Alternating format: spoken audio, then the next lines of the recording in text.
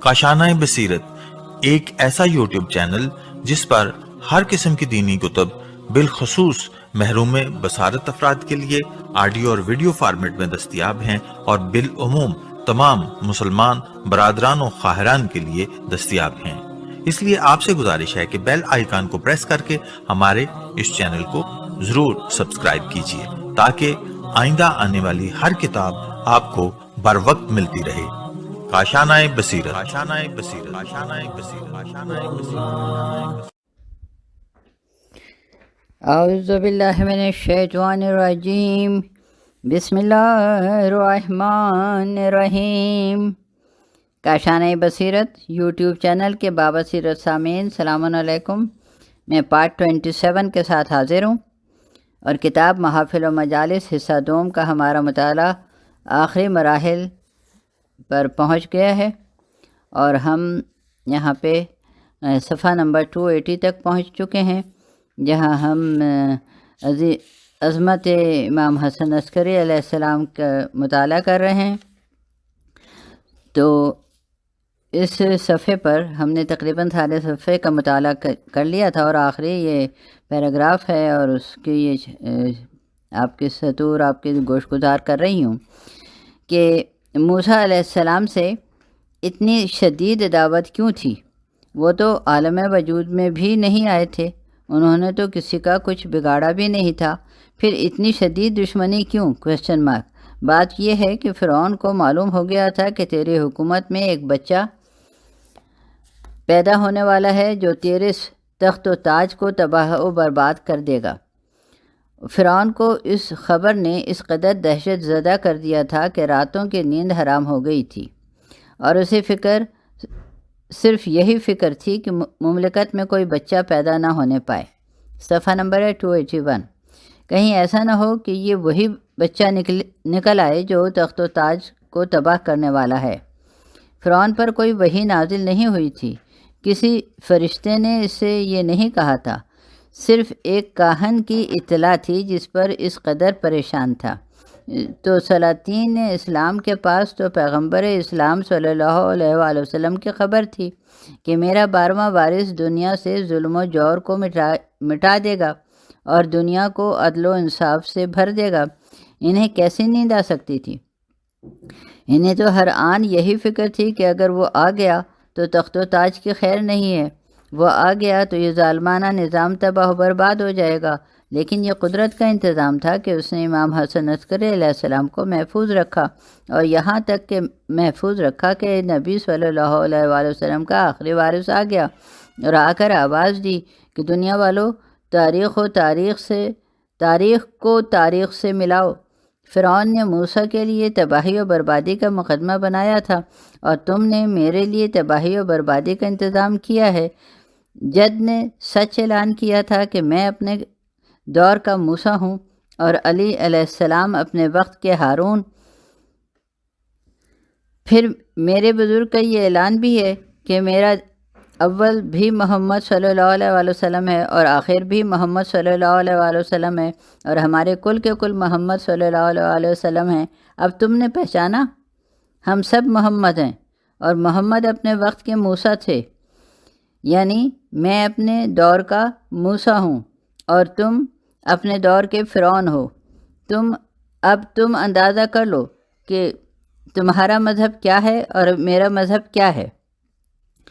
اگلا پیراگراف اور آخری لائنیں اس صفحے کی کہ امام حسن عسکری علیہ السلام کی دینی خدمات میں بے شمار باتوں کے علاوہ خود ایک تفسیر بھی ہے، جو تفسیر امام حسن عسکری علیہ السلام کے نام سے مشہور ہے۔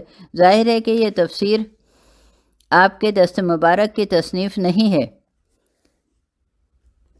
صفحہ نمبر ہے 282۔ اسے آپ کے شاگردوں نے مرتب کیا ہے، اور غیر معصوم کی ترتیب و تدوین میں غلطی کے امکانات ہو سکتے ہیں، لیکن اتنا تو بہرحال معلوم ہے کہ آپ نے تفسیر کے بارے میں اتنے کچھ بیانات اور ارشاد فرمائے ہیں کہ ایک کتاب مرتب ہو گئی۔ اب یہ کتاب وہی ہے یا دوسری؟ اس کی ساری روایتیں امام علیہ السلام ہی کی ہیں یا اس میں کچھ کمی اور ذاتی بھی ہے؟ یہ الگ ایک مسئلہ ہے، اس کے بحث کرنے کی ضرورت نہیں ہے۔ اس وقت تو صرف یہ عرض کرنا ہے کہ آپ نے بقدر کتاب آیات قرآن کی تفسیر بیان فرمائی تھی، اور یہ بھی کوئی نئی بات نہیں ہے۔ ہمارے ہر امام علیہ السلام نے بے شمار آیات کی تفسیر بیان کی ہے۔ اب یہ حالات کا فرق ہے کہ کسی کے نام سے مکمل تفسیر مرتب نہ ہو سکی اور امام عسکری علیہ السلام کے نام سے کتاب مرتب ہو گئی۔ شاید اس کی ایک مصلحت یہ بھی رہی ہو کہ اب تک ائمہ کا سلسلہ جاری تھا، برابر بیانات سامنے آ رہے تھے، اس لیے ترتیب و تدوین کی اتنی شدید ضرورت محسوس نہیں کی گئی، لیکن اب غیبت کا دور آنے والا تھا، اس لیے چاہنے والوں نے ایک کتاب مرتب کر لی تاکہ دنیا کو معلوم رہے کہ علی علیہ السلام منظر عام پر آئے تو تفسیر قرآن کا کام کیا، اور حسن عسکری علیہ السلام خانہ نشین رہے تو تفسیر قرآن ہی کا کام کرتے رہے۔ اگلا پیراگراف، ایک شخص امام کی خدمت میں آ کر عرض کرتا ہے کہ فرزند رسول صلی اللہ علیہ وآلہ وسلم، آخر اس کی کیا وجہ ہے کہ شریعت اسلام نے لڑکے کا دوہرا حصہ رکھا ہے اور لڑکی کا اکہرا، جبکہ لڑکی صنف نازک ہے اور صنف نازک کو زیادہ حقوق ملنے چاہیے؟ یہ کہاں کا انصاف ہے کہ طاقتور مرد کو دوہرا حصہ دے دیا جائے اور کمزور عورت کو صرف ایک ہی حصہ دیا جائے؟ آپ نے فرمایا کہ افسوس، تو نے میراث کی تقسیم کو دیکھا ہے، دونوں کے حالات کو نہیں دیکھا۔ یاد رکھ، اسلام نے حقوق کو فرائض سے الگ نہیں رکھا۔ صفحہ نمبر ہے 283۔ اس کا نظام میں حقوق و فرائض کے تحت چلتا ہے۔ وہ جب کسی کو حق دیتا ہے تو اس کے ذمہ فرض بھی رکھتا ہے، اور جب کسی کے ذمہ فریضہ عائد کرتا ہے تو اسے حق بھی دیتا ہے۔ اسلام میں مردوں کے فرائض عورتوں سے کہیں زیادہ ہیں۔ مردوں پر جہاد واجب ہے، عورتوں پر جہاد واجب نہیں ہے۔ مردوں کے لیے نفقہ فراہم کرنا واجب ہے، عورتوں کے لیے کسب معاش واجب نہیں ہے۔ مردوں پر پورے گھر کی ذمہ داری ہے، عورتوں پر بالکل نہیں ہے، لہٰذا ظاہر ہے کہ جس کے فرائض زیادہ ہوں گے اس کے حقوق بھی زیادہ ہوں گے۔ اگلا پیراگراف، دوسرے لفظوں میں پوری یوں عرض کیا جائے کہ راوی نے دونوں کے حالات دیکھے ہیں، دونوں کے مستقبل نہیں دیکھا۔ مستقبل میں یہ لڑکی کسی کی زوجہ اور ماں بننے والی ہے جس کے تمام تر ذمہ داری شوہر اور اولاد پر ہوگی، اور یہ لڑکا کسی کا شوہر اور باپ بننے والا ہے جس پر زوجہ کی بھی ذمہ داری ہوگی اور اولاد کی بھی، اور کھلی ہوئی بات ہے کہ جس پر دوسروں کی ذمہ داری ہوگی اس کا خرچ زیادہ ہوگا، اور جس کی اپنی بھی ذمہ داری دوسروں کے سر ہوگی اس کا بار کچھ نہ ہوگا۔ اور اسلام بار دیکھ کر ہمدردی کرتا ہے، جسے زیادہ زیر بار لاتا ہے اسے زیادہ حقوق دیتا ہے، اور جسے کم ذمہ دار بناتا ہے اسے کم حق بھی دیتا ہے۔ اگلا پیراگراف، ایک شخص حضرت کو خط لکھتا ہے کہ جب آپ کا فرزند ظہور کرے گا تو کس طرح حکومت کرے گا اور نظام حکومت کیا ہوگا؟ آپ نے تحریر فرمایا کہ اس کے دور میں علم امامت سے فیصلہ ہوگا اور شہادت و گواہی کی ضرورت نہ ہوگی، وہ دلوں کے حالات سے باخبر ہوگا اور اسی اطلاع پر فیصلہ بھی کرے گا۔ اور حسن بن ظریف نے تم نے ایک مسئلہ فراموش کر دیا، تمہیں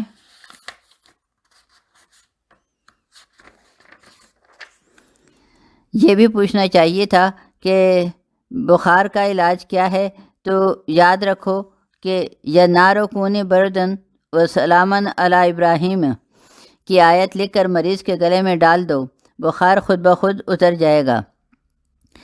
حسن کہتے ہیں کہ میں نے حضرت کے نسخے پر عمل کیا اور شفا پائی، اور ایمان پر بھی جلا ہو گئی کہ میں سوال لکھنا بھول گیا تھا، لیکن حضرت نے جواب دے دیا۔ صفحہ نمبر ہے 284۔ اگلا پیراگراف ہے، کیوں نہ ہو دنیا والے سوال کرنے کے محتاج ہوتے ہیں اور اللہ والے بے مانگے عطا کر دیا کرتے ہیں۔ سوال کا محتاج وہ ہوتا ہے جو حال دل سے باخبر نہیں ہوتا، اور جو دل کے رازوں سے باخبر ہوتا ہے اسے سوال کرنے کی کیا ضرورت ہے۔ اگلا پیراگراف، روایت سے ایک مسئلہ اور بھی حل ہو گیا کہ حضرت امام عصر اجل اللہ تعالی اپنے ذاتی علم سے فیصلہ کریں گے اور شہادت و گواہی کی ضرورت نہ ہوگی۔ گویا امام علیہ السلام اشارہ فرما رہے ہیں کہ کل اسی نظام شہادت کا سہارا لے کر میری جدہ ماجدہ کی دعوے کو رد کر دیا گیا تھا، اور یہ بہانہ تراش لیا تھا کہ نظام شہادت مکمل نہیں ہے، تو اب وارث زہرا سلام اللہ علیہا آ رہا ہے۔ کل تم نے اپنے علم پر فیصلہ کیا تھا، آج وہ اپنے علم پر فیصلہ کرے گا۔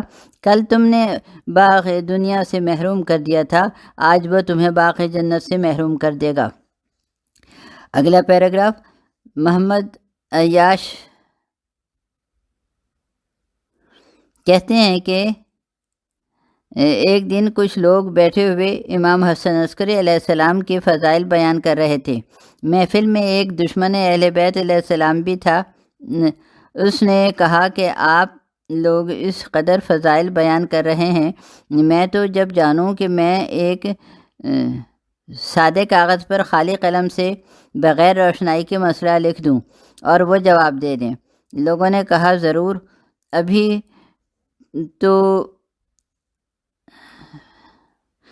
ابھی تو سیاد اپنے دام میں آیا ہے۔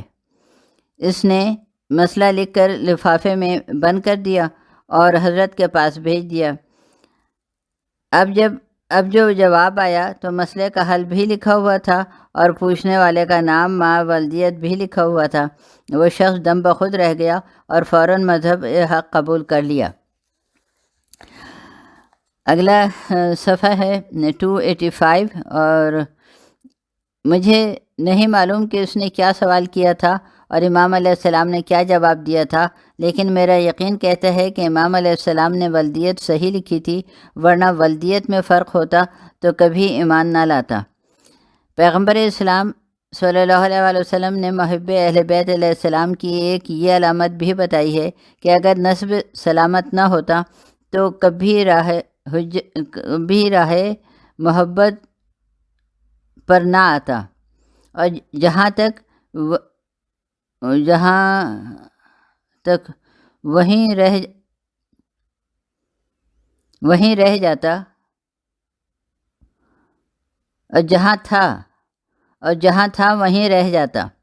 یہ آ جانا علامت ہے کہ خمیر میں محبت کی گنجائش تھی اور حالات نے روک رکھا تھا۔ اگلا پیراگراف ہے، ابو حمزہ کہتے ہیں کہ میں حضرت کی خدمت میں حاضر تھا اور آپ کے پاس مختلف ملکوں اور نسلوں کے غلام حاضر تھے۔ آپ سب سے انہی کی زبان میں گفتگو کر رہے تھے۔ مجھے سخت تعجب ہوا کہ یہ مدینہ میں پیدا ہوئے ہیں، کہیں باہر کا سفر بھی نہیں کیا، اور اس طرح بے تکان ہر شخص کی زبان میں گفتگو کر رہے ہیں۔ آپ نے فرمایا، ابو حمزہ تعجب نہ کرو، میں حجت خدا ہوں اور اللہ اپنی حجت کو ساری کائنات کا علم عطا کرتا ہے۔ دنیا کا نمائندہ اور ہوتا ہے اور قدرت کا نمائندہ اور۔ جو مسائل میں عاجز رہ جائے وہ دنیا والوں کا نمائندہ ہے، اور جو دل کے حالات دیکھ کر مسائل حل کر دے وہ قدرت کا نمائندہ ہے۔ اگلا پیراگراف، مجھے حیرت ہے کہ ان واقعات کو دیکھنے کے بعد بھی مسلمان اس بات کا عقیدہ رکھتا ہے کہ پیغمبر اسلام صلی اللہ علیہ وآلہ وسلم اپنی نواقفیت کی بنا پر مختلف زبانوں کے ترجمانوں کے محتاج تھے۔ جس کا وسیع ایسا ہو اس کا نبی کیسا ہوگا؟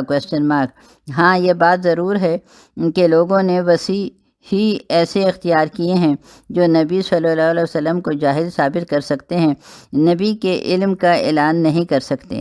اگلا پیراگراف تذکرہ مسلسل ہے تو ایک واقعات کی طرف اور اشارہ کر دیا جائے جن سے حضرت کے فضل و کمال کا مکمل طور سے اندازہ ہو سکتا ہے، اور یہ محسوس ہوتا ہے کہ شدت عداوت کے باوجود حکومتیں مجبور تھیں کہ امامت کے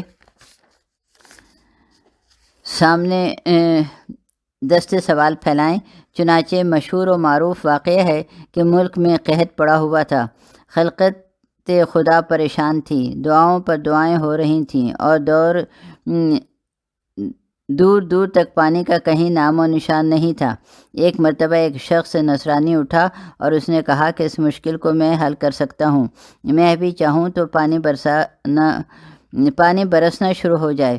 یہ کہہ کر مجمع عام میں آیا اور جیسے ہی دعا کے لیے ہاتھ اٹھائے، ابر گھر کر آ گیا اور بارش کے آثار نمودار ہو گئے۔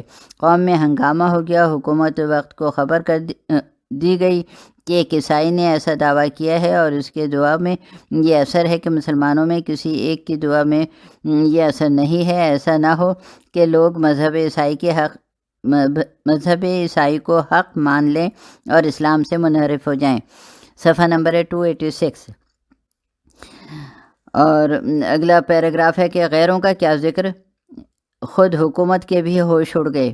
کرامت کو نہ مانے تو جواب کیا دے، اور مان لے تو اسلام کہاں رہے گا۔ علماء کو طلب کیا گیا، فقہاء سے دریافت کیا گیا، لیکن ہر طرف سناٹا، کوئی جواب نہیں ملتا، اور عیسائی کا یہ عالم ہے کہ اکڑتا ہی چلا جا رہا ہے۔ کیوں نہ ہو، جو فاتح ہوتا ہے وہ اکڑتا ہے۔ کل مرہب بھی اکڑ رہا تھا، عمر بن عبدود بھی اکڑ رہا تھا۔ جب باطل کے سامنے آتا ہے تو اکڑتا ہی ہے، وہ تو جب حق سے مقابلہ ہو جاتا ہے تو فنا ہو جاتا ہے۔ لیکن یہاں حق کہاں رکھا ہے؟ یہاں تو ہر طرف باطل ہی باطل کا دورہ ہے۔ عیسائی کا دماغ چوتھے آسمان پر ہے اور حکومت کی روح فنا ہوئی جا رہی ہے۔ اسلام کی تباہی کا خطرہ نہیں ہے، سارا خطرہ یہ ہے کہ اسلام نہ رہ گیا تو اسلام کے نام پر یہ تخت و تاج کس طرح رہ جائے گا، اور قوم ہاتھ سے نکل گئی تو حکومت کس پر کریں گے۔ بالآخر عاجز ہو کر امام حسن عسکری علیہ السلام کو طلب کیا گیا، آپ اپنے جد کی نبوت کو بچائیے، دین خطرہ میں ہے، اسلام جا رہا ہے۔ اگلا صفحہ ہے 287۔ میں کہوں گا آپ حاکم اسلام ہیں، وارث رسول صلی اللہ علیہ وسلم ہیں، مسند پیغمبر پر جلوہ گر ہیں، آپ ہی بچا لیجئے، تباہ نہ ہونے پائے۔ لیکن یہاں تو در پردہ اقرار ہے کہ ہم حکومت والے ہیں، یہ ہدایت والے نہیں ہیں۔ ہمارا کام حکومت چلانا ہے، شریعت چلانا نہیں ہے۔ یا دوسری لفظوں میں یہ کہا جائے کہ فرزند رسول صلی اللہ علیہ وسلم دین پر وقت پڑا ہے، جلدی بچائیے، آپ نہ آئیں گے تو ہم بھی ہلاک ہو جائیں گے۔ اگلا پیراگراف، فرزند رسول صلی اللہ علیہ وآلہ وسلم تشریف لائے، نصرانی کو بلایا، کہا ذرا آبادی سے باہر چل۔ وہ آبادی کے باہر آیا، آپ نے فرمایا تیری کرامت کیا ہے؟ اس نے کہا کہ میں دعا کرتا ہوں تو بارش ہو جاتی ہے۔ آپ نے فرمایا ذرا دعا تو کر۔ اس نے دعا کے لیے ہاتھ اٹھائے، جیسے ہی ہاتھ اٹھائے ابر گھر کر آ گیا۔ آپ نے ایک شخص سے فرمایا کہ اس کی انگلیوں کے درمیان جو چیز چھپی ہوئی ہے اسے نکال لے۔ اس نے بڑھ کر وہ چیز کھینچ لی، ہوا ابر واپس ہو گیا۔ مجمع متحیر ہو گیا، یہ کیا ہوا؟ وہ دعا کہاں گئی؟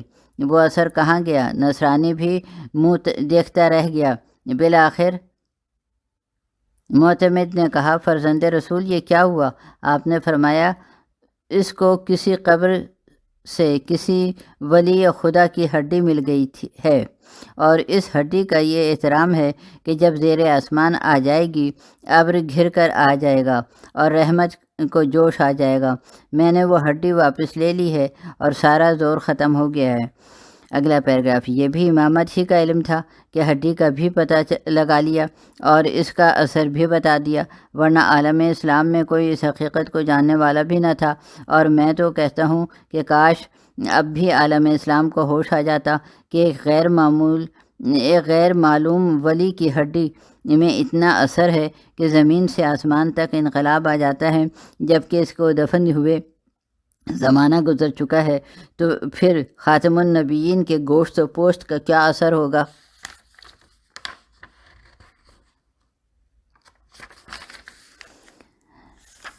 صفحہ نمبر 288۔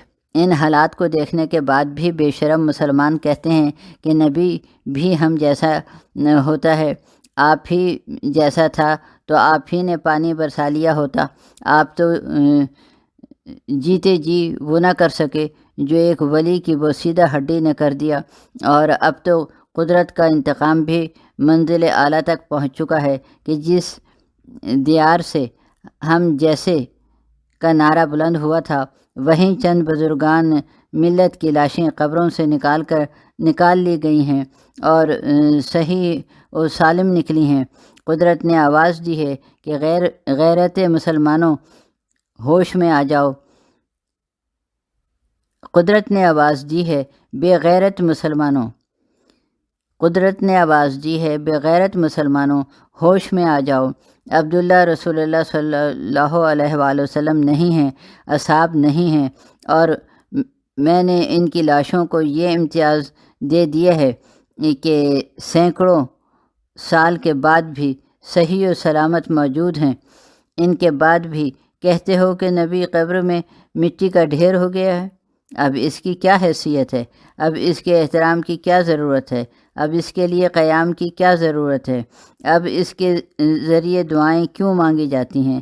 کاش اب بھی مسلمانوں کو ہوش آ جاتا، لیکن اس کی امید نہیں ہے، اس لیے کہ جب نبی کی زندگی میں چاند کے ٹکڑے اور علی علیہ السلام کے حیات میں رد شمس کو دیکھ کر ایمان نہیں لائے تو اب کیا ایمان لائیں گے؟ ایمان لانے والے غیب پر بھی ایمان لا کر سلمان و اویس بن جاتے ہیں، اور نہ ماننے والے جلوے دیکھ کر بھی ابو لہب و ابو جہل ہی رہ جاتے ہیں۔ اگلا پیراگراف، روایت کہتی ہے کہ اس کے بعد فرزند رسول صلی اللہ علیہ وآلہ وسلم نے مصلی بچھایا اور 2 رکعت نماز ادا کرنے کے بعد دعا کے لیے ہاتھ اٹھائے۔ ہاتھوں کا اٹھنا تھا کہ ابر آنے لگا، لوگ پریشان ہوئے۔ آپ نے فرمایا اس کا تم سے کوئی تعلق نہیں ہے، یہ فلاں شہر میں برسے گا۔ پھر ایک ابر اٹھا، آپ نے فرمایا یہ فلاں شہر کا ہے۔ پھر ایک ابر اٹھا، آپ نے فرمایا کہ یہ فلاں مقام کے لیے ہے۔ آخر میں ایک عظیم ابر نمودار ہوا۔ آپ نے فرمایا اب تم لوگ فوراً اپنے گھروں کو چلے جاؤ، یہ ابر تمہارے دیس پر برسنے والا ہے۔ مجمع تیزی سے گھروں کی طرف روانہ ہوا۔ ابر گھر کر آیا اور ایسی بارش ہوئی کہ سارا علاقہ جل تھل ہو گیا۔ دعا کا اثر بھی سامنے آ گیا اور قحط بھی دور ہو گیا۔ اگلا پیراگراف، صفحہ نمبر 289۔ دل چاہتا ہے کہ عرض کروں کہ فرزند رسول صلی اللہ علیہ وآلہ وسلم موقع غنیمت تھا، دعا کرتے، ابر آتا، لوگ آپ کی عظمت کے قائل ہو جاتے۔ یہ مصلی بچھانے کی کیا ضرورت تھی؟ نماز ادا کرنے کی کیا ضرورت تھی؟ کیا آپ کی دعا میں اثر نہیں ہے؟ کیا آپ کو قدرت نے اختیار نہیں دیا ہے؟ فرمائیں گے بے شک مجھے اختیار ہے، میری دعا میں اثر ہے، لیکن یاد رکھو ہمارے کمالات اپنی ذات کے لیے نہیں ہیں، اپنے پروردگار کے لیے ہیں۔ ہم جو جس کی امانت ہے اسی کی راہ میں صرف کرتے ہیں۔ ہم نے صرف دعا کی ہوتی تو ہمارا کمال ظاہر ہوتا، نماز قائم کی تو معبود کی عظمت سامنے آ گئی اور نماز کا شرف بھی ظاہر ہو گیا۔ اور یاد رکھو کہ ہمارا طریقہ یہ رہا ہے کہ ہم نے جب بھی کسی غیر معمولی کمال کا مظاہرہ کیا ہے تو نماز ضرور پڑھی ہے، تاکہ بندے ہمارے کمال کو دیکھ کر ہمیں خدا نہ کہہ دیں تم نے نہیں دیکھا کہ میرے جد نے سورج بھی پلٹایا، تو نماز ہی کے لیے تاکہ دنیا پہچان لے کہ ہمارے کمال کا آغاز بھی بندگی سے ہوتا ہے اور انجام بھی بندگی پر ہوتا ہے۔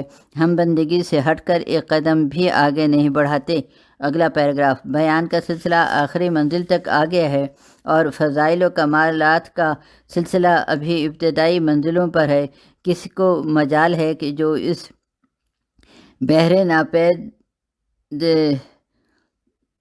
کنار کے کمالات کا احاطہ کر سکیں، اور کس میں طاقت ہے کہ جو اس کے جملہ فضائل و مناقب کو تذکرہ کر سکے۔ اس وقت صرف ایک نقطے کی طرف اشارہ کر دینا ہے اور بس۔ پیغمبر صلی اللہ علیہ وآلہ وسلم کے اس 11ویں وارث کو حسن عسکری علیہ السلام کہا جاتا ہے۔ صفحہ نمبر 290۔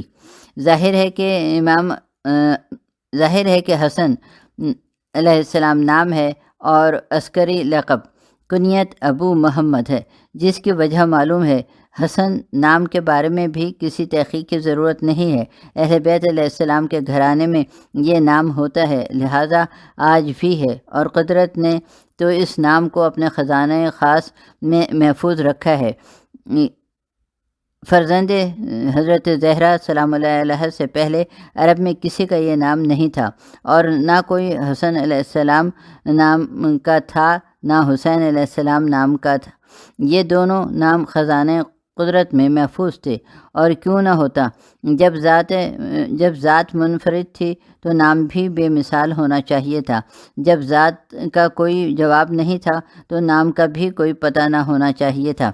اگلا پیراگراف، لیکن سوال یہ ہے کہ اس لفظ عسکری کا کیا مطلب ہے، اور یہ حضرت کے نام کے ساتھ کیوں استعمال ہوتا ہے؟ علماء اسلام نے دو وجہیں بیان کی ہیں۔ ایک وجہ تو یہ ہے کہ حضرت جس محلے میں رہتے تھے اس کا نام عسکر تھا، اس لیے آپ کے اس میں گرامی کے ساتھ عسکری کا لفظ استعمال ہونے لگا، اور ایک یہ ہے کہ متوکل یا واسق کے دور میں جب بادشاہ نے امام علی نقی علیہ السلام کو اپنے لشکر کا معائنہ کرایا تھا، اور حضرت نے بلندی پر جانے کے بعد ایک مرتبہ اشارہ کیا تھا کہ اچھا اب ہمارے لشکر کو بھی دیکھ لے، اور اس نے سر اٹھا کر دیکھا تھا تو ساری فضا میں زمین سے آسمان تک فوج ہی فوج نظر آ رہی تھی، چونکہ حضرت نے اپنے عسکر کا مشاہدہ کرایا تھا، اور آپ کا لشکر زمین سے آسمان تک پھیلا ہوا تھا، اس لیے آپ کو عسکری کہا جانے لگا، جو امام علی نقی علیہ السلام اور امام حسن عسکری علیہ السلام کا مشترک لقب ہو گیا۔ سامرہ میں دونوں معصومین کو عسکرین سے یاد کیا جاتا ہے، جو اس بات کی علامت ہے کہ یہ بھی عسکری ہیں اور وہ بھی عسکری ہیں، وہ بھی اسی محلے کے رہنے والے ہیں اور یہ بھی اسی محلے کے رہنے والے ہیں۔ اس کے پاس بھی وہی آسمانی طاقت ہے اور فضائی لشکر ہے، اور ان کے پاس بھی وہی آسمانی طاقت اور فضائی لشکر ہے، لیکن جب دونوں معصومین میں صرف امام حسن عسکری علیہ السلام ہی کو اس لقب سے یاد کیا جاتا ہے اور آپ ہی کی شہرت عسکری کے نام سے ہے، تو ایک لفظ کہنے کو جی چاہتا ہے، صفحہ نمبر 291، کہ شاید مصلحت الہی یہی رہی ہو کہ آپ ہی کے نام عسکری کے لقب کے ساتھ مشہور ہو، تاکہ دنیا دیکھ لے کہ تاریخ عصمت میں دو حسن گزرے ہیں، ایک امام حسن مجتبیٰ اور ایک امام حسن عسکری علیہ السلام۔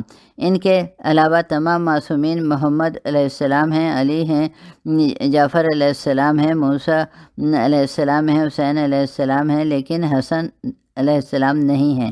حسن صرف دو ہی ہیں، اور دونوں میں بظاہر فرق یہ ہے کہ ایک نے حکومت وقت سے صلح کر لی تو دنیا نے یہ کہنا شروع کر دیا کہ اقتدار سے مرعوب ہو گئے، تخت و تاج سے خوفزدہ ہو گئے، شامی رعب و جلال کا مقابلہ نہ کر سکے، اور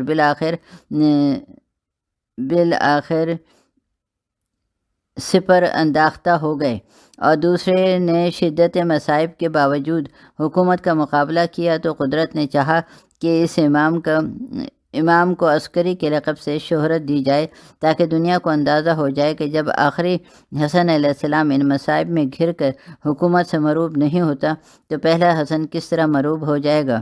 حسن علیہ السلام کے نام سے تم یہ نہ سمجھنا کہ تم جو چاہو کرو گے وہ خاموش ہی رہے گا۔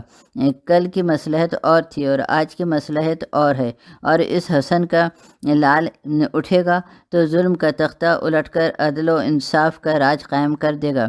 تب دنیا کو اندازہ ہوگا کہ الہی انقلاب سے پہلے ایک حسن علیہ السلام کو خاموش رہنا پڑتا ہے۔ کل پہلا حسن علیہ السلام خاموش تھا تو انقلاب کربلا سامنے آیا تھا، آج دوسرا حسن علیہ السلام خاموش ہے تو یہ علامت ہے کہ ایک عظیم انقلاب آنے والا ہے، جس میں کربلا کا انتقام بھی ہو جائے گا اور نظام ظلم کی دھجیاں بھی اڑ جائیں گی۔ تب دنیا کو اندازہ ہوگا کہ حسن علیہ السلام کا سکوت کتنا قیامت خیز ہوتا ہے اور اس سکوت کے پیچھے کتنا بڑا انقلاب پوشیدہ ہوتا ہے۔ صلوات اللہم صلی علی محمد و علی محمد وعجل فرجہم۔ اور اسی کے ساتھ ہماری اس 13ویں محفل کا اختتام ہوتا ہے اور ہماری آڈیو کا بھی۔ انشاءاللہ اگلے مجلس کے ساتھ پھر حاضر ہوں گے۔ اللہ حافظ۔